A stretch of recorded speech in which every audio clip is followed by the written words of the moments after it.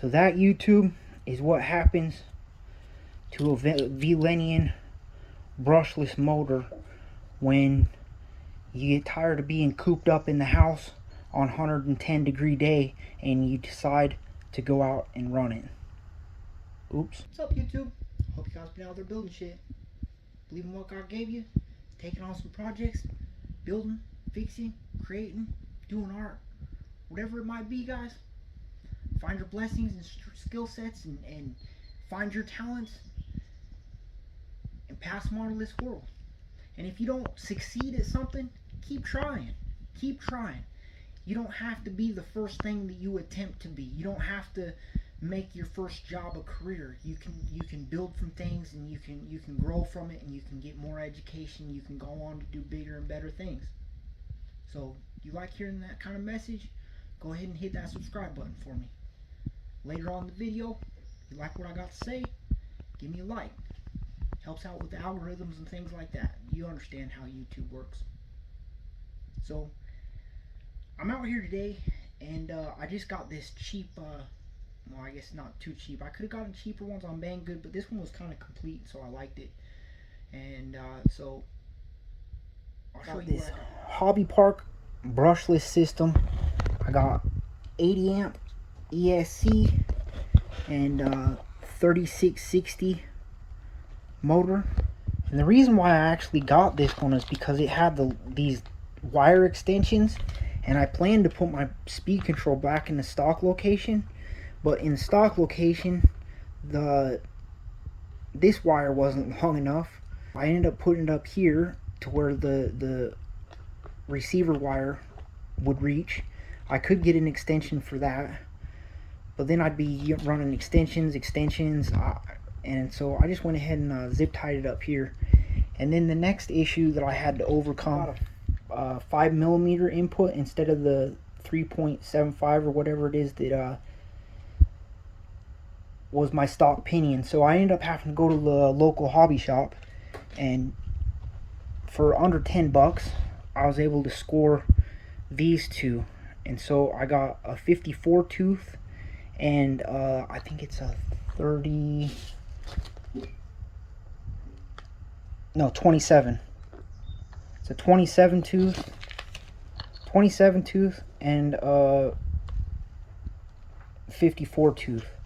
So it's way more geared up for speed now, and we're gonna see what it does. And to fit those gears on, I had to use my little Dremel with one of those little grinder bit things. It's like a diamond bit, and lengthen that hole to where it would come apart far enough to fit in there. The old cover won't go back on with that big of a gear. I also got this set because it's got this cooler. I haven't figured out how to mount it unless I remove my back bumper and stuff, but I'm going to look into a different style or something, see if I could mount it then. I spent a little bit more, but then I also got this programming card to make it a little easier to program. I'm not Kevin Talbot yet, and so my shelves are not full, but there's a couple things for the junk drawer that I'll use in the future.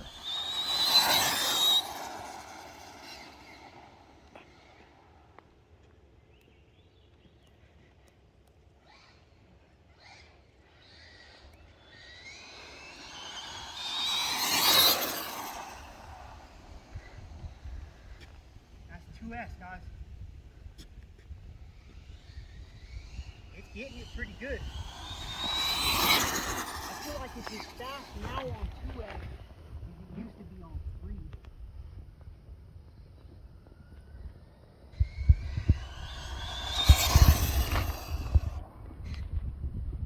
I don't got a GPS, I don't got a speed reader or nothing, but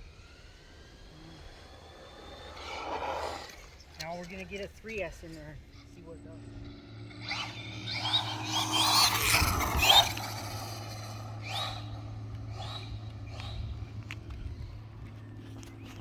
Oops.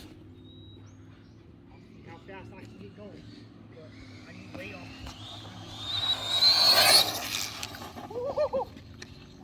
Oh!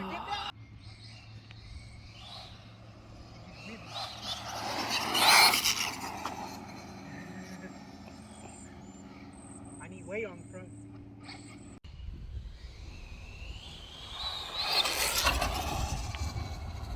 No, I saved it. Saved it that time.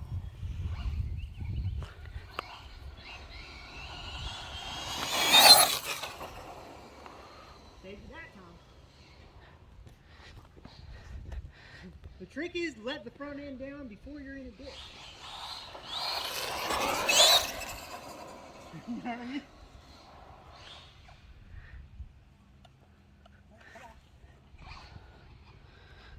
So that's on stop settings, guys. I haven't messed with the pump.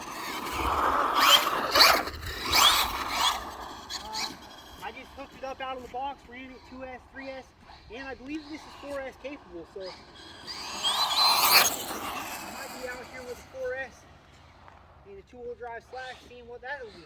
But I'm thinking I need some weight on the front end if I really want to do speed runs. I'll bring it over here, I'll see.